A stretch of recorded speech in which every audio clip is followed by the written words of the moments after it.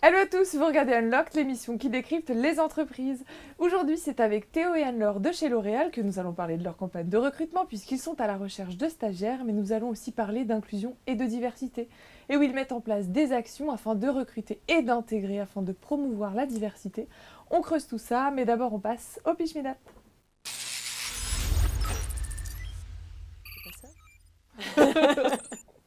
Bonjour Théo, bonjour Anne-Laure. Bonjour. Ça va? Très bien, très bien. Alors Théo, tu es responsable diversité et inclusion. Absolument. Et tu es venue avec une collègue, mais vous êtes presque un binôme, on peut le dire. C'est ça.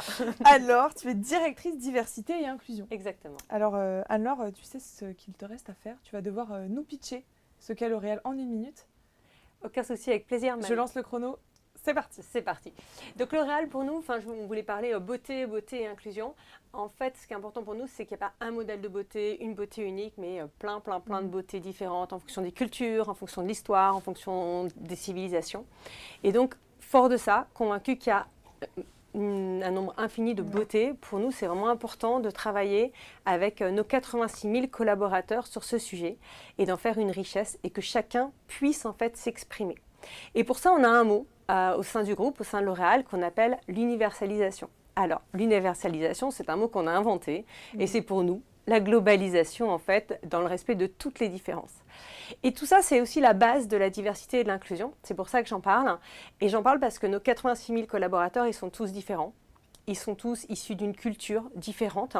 Et c'est très important pour nous que chacun, dans le groupe L'Oréal, en fait, puisse être dans un univers où il est bien, où il se sente bien, quel que soit son sexe, son âge, sa religion, son origine. Et c'est pour ça en fait qu'on est là aujourd'hui avec Théo et qu'on voulait vous parler de diversité et inclusion, parce que ça fait partie de nos valeurs et que c'est important pour nous. On t'a un petit peu dépassé, mais on peut dire que tu es dans la mine. C'était intéressant. Je te laisse le bénéfice du doute sur cette question. Aujourd'hui, vous recherchez des jeunes diplômés pour les accompagner au sein du groupe, mais aussi afin qu'ils puissent vous aider à relever les challenges de demain. Alors, on va voir les profils que vous recherchez, mais surtout ce que vous proposez aux jeunes diplômés. On propose beaucoup d'opportunités.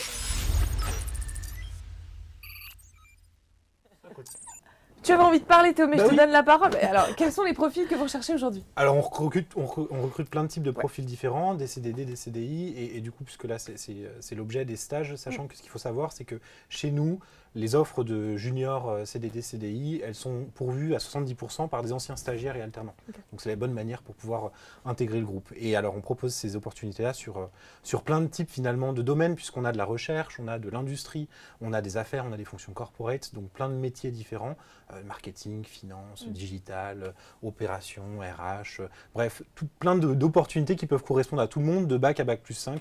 Donc tout le monde finalement peut s'y retrouver et trouver une opportunité qui l'intéressera. Et tu dis tout le monde, mais est-ce qu'il y a des prérequis pour intégrer L'Oréal? Alors pour un stage, évidemment, une convention de stage.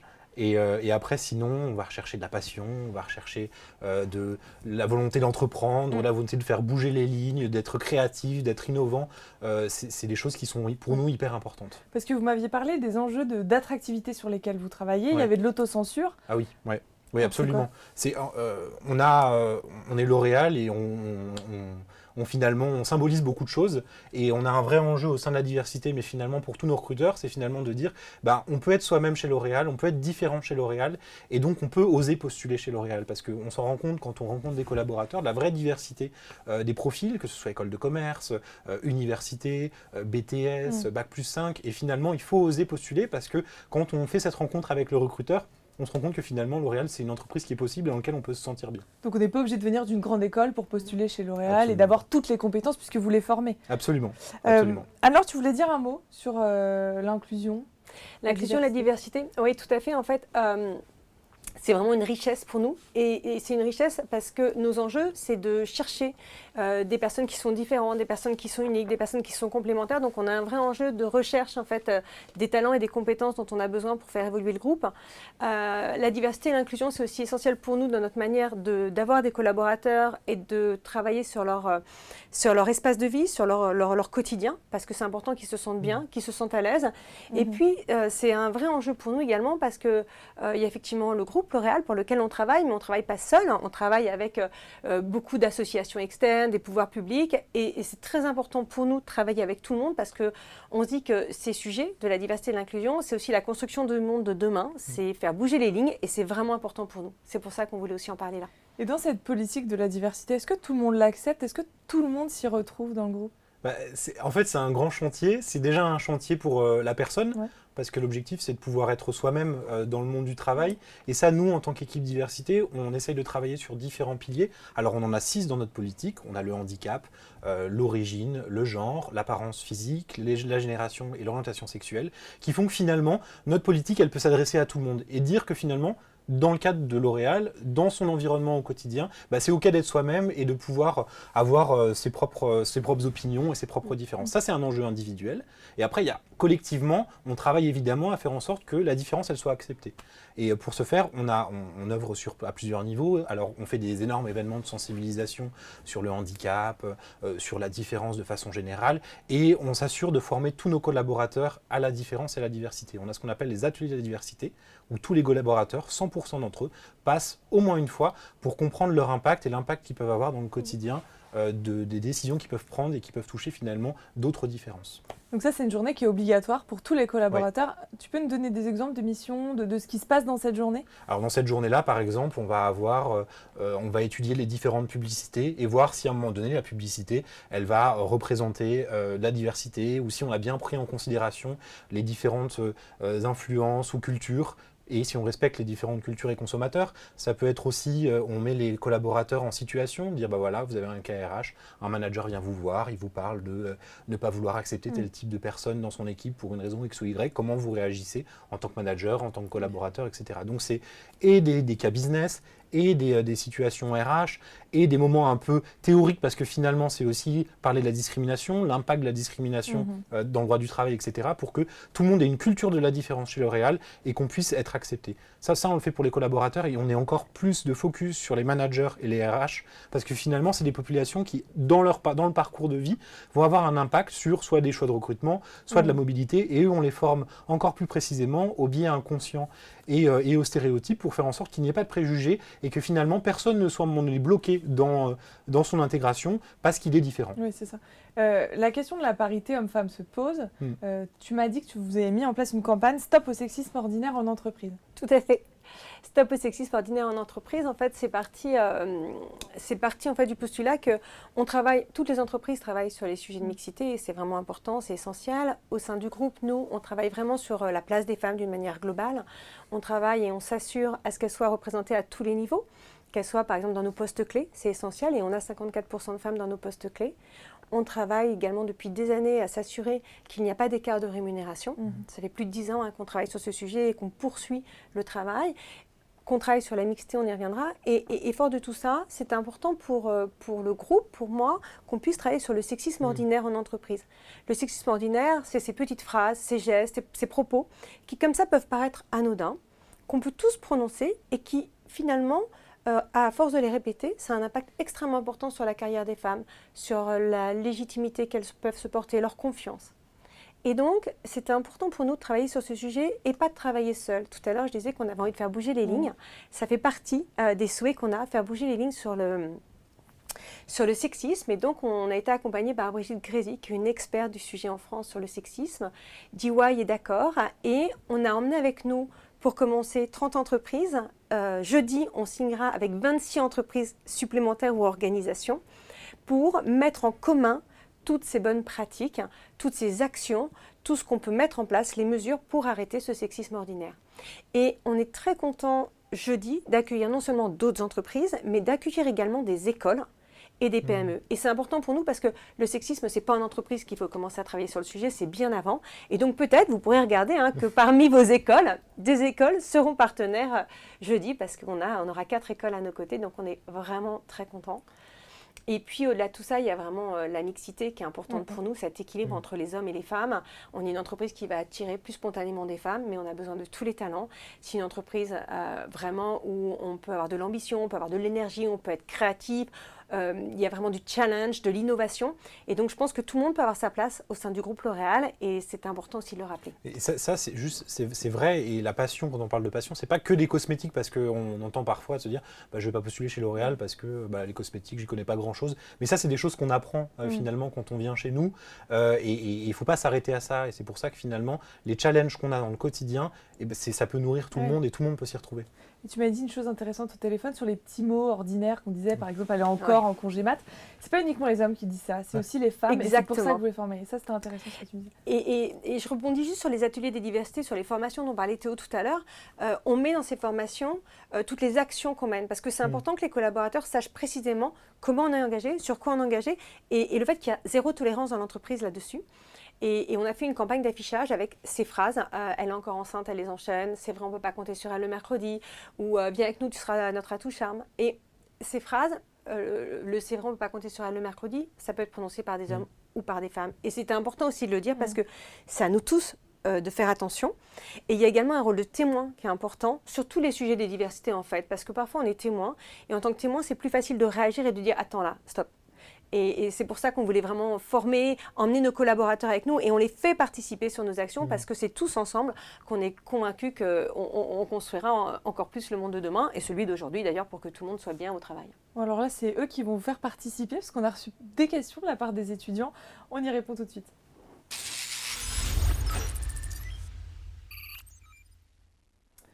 Alors, c'est sur l'Instagram de Job Teaser qu'on a reçu les questions des étudiants. D'ailleurs, chez vous, si vous avez des questions, n'hésitez pas à nous les envoyer sur notre Instagram en tapant JobTeaser_.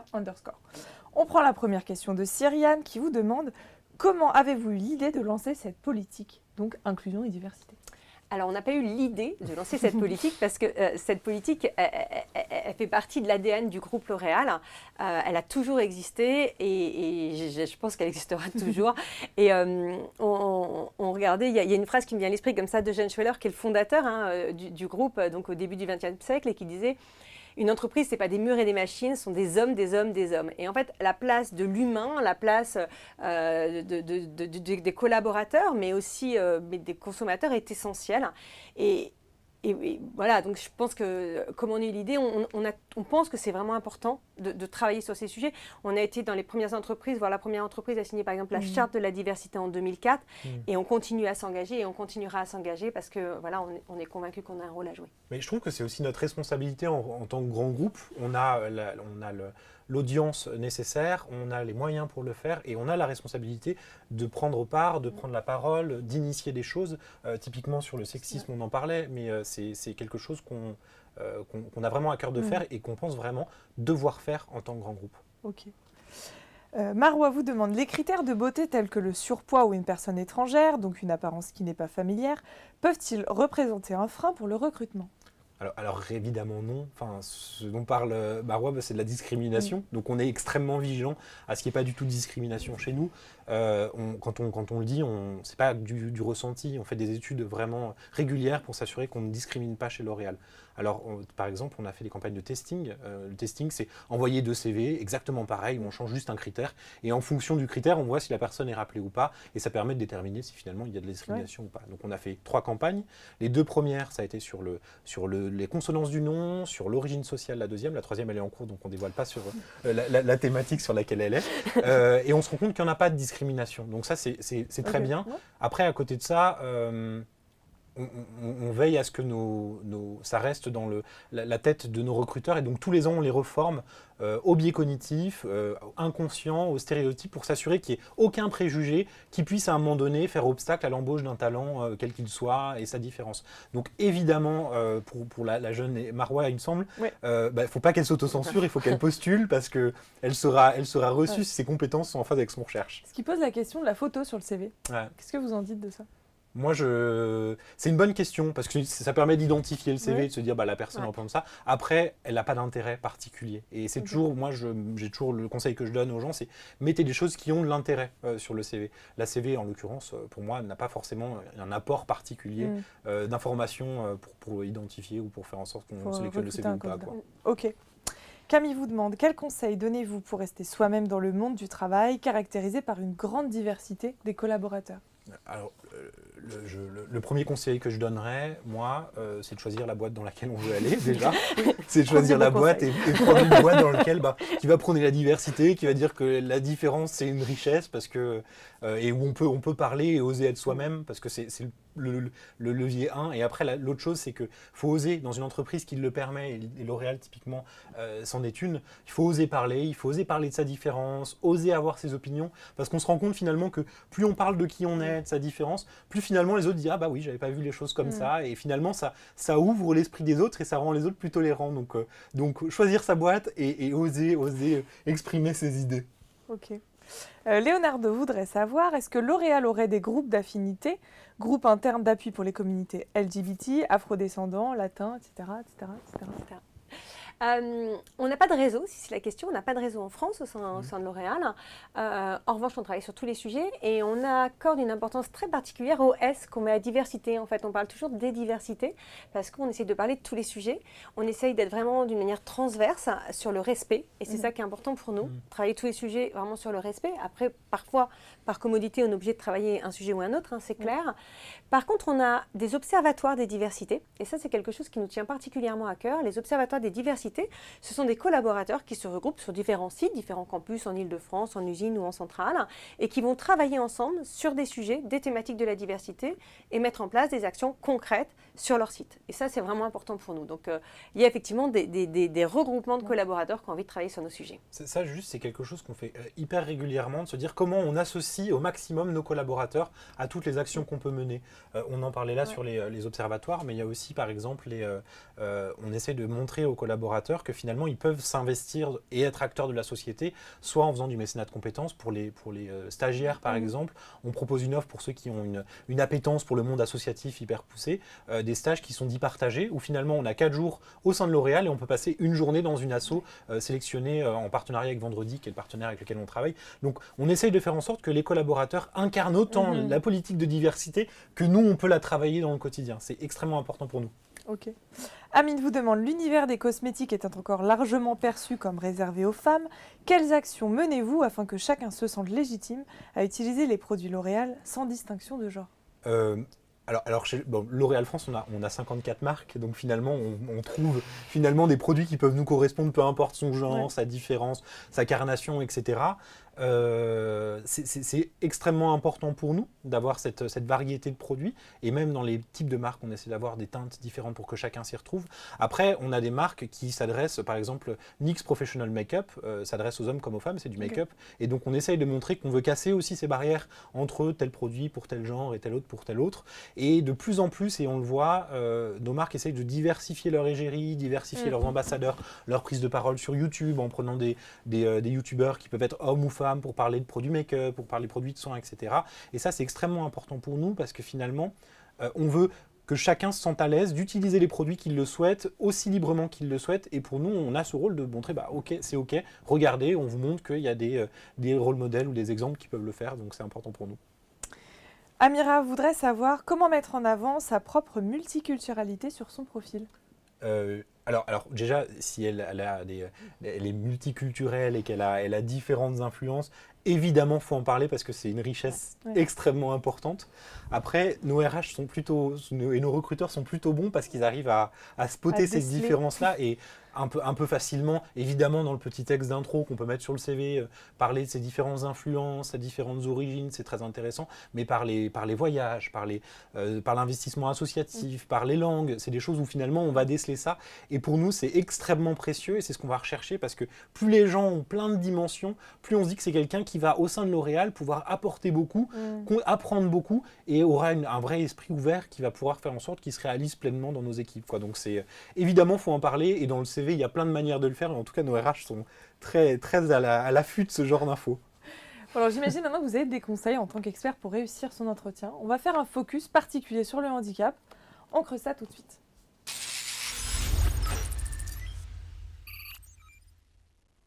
Alors, vous avez dit, il faut d'abord mettre en avant ses soft skills plutôt que ses hard skills lorsque l'on est en situation de handicap. Déjà, est-ce qu'il faut l'écrire sur son CV ? Première étape. Alors, c'est toujours compliqué. Il faut être à l'aise avec le fait de parler de son handicap. Moi, personnellement, je conseille aux gens de le faire figurer. faire figurer la reconnaissance travailleur handicapé. Parce qu'en fait, finalement, quand on parle de son handicap, ou en tout cas des aménagements qui sont nécessaires, ça fait que quand on va arriver dans le poste de travail et qu'on va arriver dans son équipe, finalement, on va être extrêmement à l'aise. Nous, notre objectif, c'est de comprendre quels sont les besoins d'aménagement de la personne pour faire en sorte qu'elle puisse faire son travail exactement comme quelqu'un qui n'aurait pas besoin d'aménagement. Et pour le faire, effectivement, il faut en parler. Il faut avoir cette conversation. Donc, quand on met sur son CV, j'ai une RQTH et j'ai tel aménagement, donc reconnaissance de travailleur handicapé, et que j'ai tel aménagement nécessaire, au moins, ça permet de mettre carte sur table et de dire, moi, pour m'accueillir, voilà les choses qui vont être nécessaires. Nous, on est complètement à même et on est très heureux de pouvoir mettre les choses en place pour faire en sorte que la personne elle soit à l'aise. Donc, du coup, évidemment, il faut en parler pour qu'on arrive hyper sereinement dans son environnement de travail. Et pour compléter ce que dit Théo, parfois mettre cette reconnaissance, ça peut aussi expliquer des longueurs dans le CV parce qu'il peut y avoir des parcours de soins, plusieurs explications et des fois voilà, ça peut tout simplement expliquer des choses on pourrait se poser des questions à d'autres moments. Où est-ce qu'on le précise sur son CV, cette mention-là? Généralement, on peut le mettre en dessous de son nom, prénom, reconnaissance, RQTH. Quand on parlait de handicap, c'est pas signifier quel est mon handicap, parce que ça, finalement, l'entreprise, ça ne la regarde pas. De savoir, moi, j'ai du diabète, j'ai telle chose. Mais le RQTH, la question viendra dans le cadre de l'entretien, dire, OK, je vois que vous avez une RQTH, quel aménagement est nécessaire pour que vous fassiez très bien votre travail. Le handicap, c'est quelque chose qui est personnel. On décide de le partager ou pas avec la personne qu'on souhaite. Exactement. Et pareil, pour compléter ce que dit Théo, en fait, on le sait, dans 80-85% des cas, le handicap est invisible, on ne le voit pas. Mais le fait de le dire, je trouve qu'en général, ça peut, on peut se sentir plus à l'aise. Comme ça, il n'y a pas de non-dit, il n'y a pas de compensation ou de surcompensation. La personne le sait, s'il y a quelqu'un qui entend par exemple moins bien, ou pour X raisons, je trouve que c'est plus simple de le savoir. Et ce sera plus simple aussi quand la personne intégrera l'entreprise pour préparer son arrivée, pour préparer, si elle souhaite le dire, parce que tout ça dépend vraiment de la volonté de la personne, l'accueil avec les managers, avec les RH, avec nos médecins du travail ou nos assistantes sociales, parce qu'on parlait de formation tout à l'heure, et c'est vrai qu'on est extrêmement attentif à ce que tout le monde soit bien formé. Vous recueillez, vous recrutez tous les types de handicap? Exactement. Il n'y a vraiment aucune différence et on cherche vraiment des compétences et on va recruter évidemment peut-être plus facilement des personnes avec un niveau de diplôme assez important, mais on va recruter également des personnes par exemple avec des déficiences intellectuelles, que ce soit dans nos cantines, dans nos restaurants d'entreprise. On en a dans plusieurs de nos établissements et on ne fait vraiment pas de différence. Pour nous, au contraire, c'est important de pouvoir intégrer tout type de handicap. Je rebondis juste sur cette histoire de diplôme parce qu'effectivement, c'est une question. Il y a beaucoup de jeunes personnes qui sont en situation de handicap qui finalement vont pas se dire je peux aller jusqu'à tel niveau d'études. Et ça, c'est c'est une vraie conviction qu'on a chez L'Oréal de se dire finalement on doit accompagner les jeunes, mais dès le plus jeune âge, pour faire en sorte qu'ils se disent L'Oréal ou le monde du travail, le monde professionnel, c'est un environnement qui est possible, je peux faire des études et j'aurai un emploi. Et ça, du coup, on est fondateur d'une association qui s'appelle l'Arpège, avec laquelle on travaille, qui est une association qui vise à faire en sorte que les jeunes, dès la troisième, dès le collège, puissent comprendre quel est le monde du travail et puissent petit à petit se dire le lycée c'est possible, le bac c'est possible, et le bac plus 3 c'est possible, le bac plus 5 c'est possible. Et on leur fait découvrir, alors ça devait être le cas aujourd'hui avec les grèves, ça a été reporté, mais on devait avoir justement des jeunes aujourd'hui et d'Arpège et des quartiers pour leur parler, pour leur présenter des métiers, parce que c'est quelque chose qui est important pour nous. On ne peut pas forcément tout connaître à 14 ans, 15 ans, 16 ans, faire découvrir les métiers à tout niveau, c'est vraiment important pour nous et c'est aussi leur donner envie et leur dire que c'est possible et les accompagner après parce que on est convaincus que sur tous nos sujets, ce sont des rencontres. En fait, c'est l'histoire d'une rencontre. Donc, rencontrer un jeune qui va peut-être pas avoir les codes ou un autre qui va avoir un handicap et qui va se poser des questions pour mener en parallèle ses soins pour certains et ses études. Après, avec ces rencontres, on peut poursuivre les échanges et on peut accompagner et on peut aller plus loin tous ensemble. Comment est-ce qu'ils sont intégrés? Tu parlais d'intégration tout à l'heure, de manager. Est-ce qu'il y a une intégration particulière ou est-ce que c'est une intégration au même titre que d'autres collaborateurs qui ne seraient pas en situation de handicap? Alors en fait, déjà ça dépend si la personne souhaite ou non parler de son handicap. Parce que si elle ne souhaite pas en parler, c'est évidemment complètement confidentiel. Voilà, il n'y a pas de sujet. Après, il y a un accompagnement qui se décide avec la personne en fonction de ses souhaits. Qui vont être vus avec, si elle l'annonce donc avec son manager, son RH, est-ce qu'on informe l'équipe, est-ce qu'on n'informe pas l'équipe. Si on informe l'équipe, par exemple, pour une personne qui va être malentendante, qui va parler la langue des signes, est-ce qu'on va expliquer à l'équipe ce qu'elle peut faire? On a mis en place l'an dernier des cours de langue des signes. C'est très variable en fait, en fonction des demandes, on s'adapte. C'est un peu du sur-mesure en fonction des besoins, des attentes de la personne, nous aussi nos besoins, nos attentes. Et voilà, on fait... au cas par cas, ce qui nous semble le mieux et plus pertinent. Et en même temps, on ne va pas stigmatiser. C'est-à-dire qu'on se refuse à créer un parcours pour les personnes en situation de handicap et un autre pour les autres. Parce que pour nous, les collaborateurs en situation de handicap, c'est des personnes exactement comme les autres. C'est pas des meilleurs, c'est pas meilleurs, ils sont pas moins bons, ils ont des problèmes de RH ils sont très très performants. Et l'idée, c'est de les intégrer complètement à la communauté. Le seul rôle que l'on a et celui qu'on veut avoir, c'est de se dire, faisons en sorte qu'ils aient les mêmes chances que les autres pour pouvoir réussir. Avec les aménagements, avec peut-être prévenir le manager, etc. Donc il n'y a pas un parcours spécifique. Néanmoins, évidemment, dans les discussions, il y a parfois des aménagements nécessaires pour faire en sorte que la personne elle se réalise au mieux dans son quotidien, quoi. Et toujours sur ce sujet, ce qu'on essaye de faire, parce qu'on est convaincu qu'il faut parler, qu'il faut communiquer sur ce sujet, parce qu'on peut avoir peur de ce qu'on ne connaît pas. Donc plus on en parle, plus on dit que ça va être naturel. On fait parler nos collaborateurs. C'est-à-dire que c'est nos collaborateurs qui sont en situation de handicap, qui souhaitent parler, qui souhaitent s'exprimer, qu'on laisse s'exprimer. Alors on l'a fait à l'occasion d'un TEDx, d'un talk, où ils ont pu prendre la parole devant le COMEX, de l'oral. Non mais c'est important de dire que c'est porté à tous les niveaux. Enfin, c'est aussi, c'est vraiment important. Donc c'était émouvant pour eux, c'était émouvant pour nous tous. C'est stressant aussi. C'était stressant. On en a tous beaucoup parlé après parce que vraiment, ça a été un moment très fort dans l'histoire de tous, de parler. Puis on a poursuivi avec une campagne photo où chacun pouvait parler. Le fait d'oser parler de son diabète, de sa spondylarthrite, de ses problèmes d'audition, exactement. Qu'est-ce que ça leur a apporté? Et c'est vraiment le fait d'être tous ensemble et de se respecter. Ça fait changer de regard aussi sur le handicap. Ça brise le tabou. Puis c'est authentique et on a vraiment envie, on parlait de pouvoir oser être soi, de pouvoir être pleinement, c'est vraiment l'authenticité et le respect de chacun dans nos différences. On pourrait en parler pendant des heures, mais il nous reste 3 minutes ensemble. Déjà. Elle nous avait dit que c'était rapide. Mais tu vois. On passe à la suite parce que vous êtes venu avec une petite vidéo. Ah oui, on a une surprise. Allez, on passe à la suite.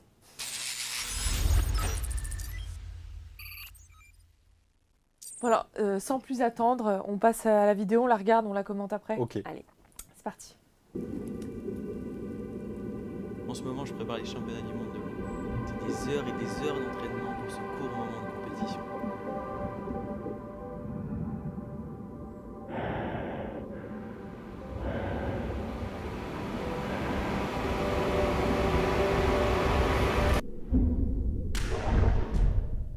L'eau, c'est mon élément. C'est moi qui donne l'impulsion, mais l'eau me propulse. Pendant la compétition, j'ai qu'un seul objectif, la ligne d'arrivée et la médaille d'or.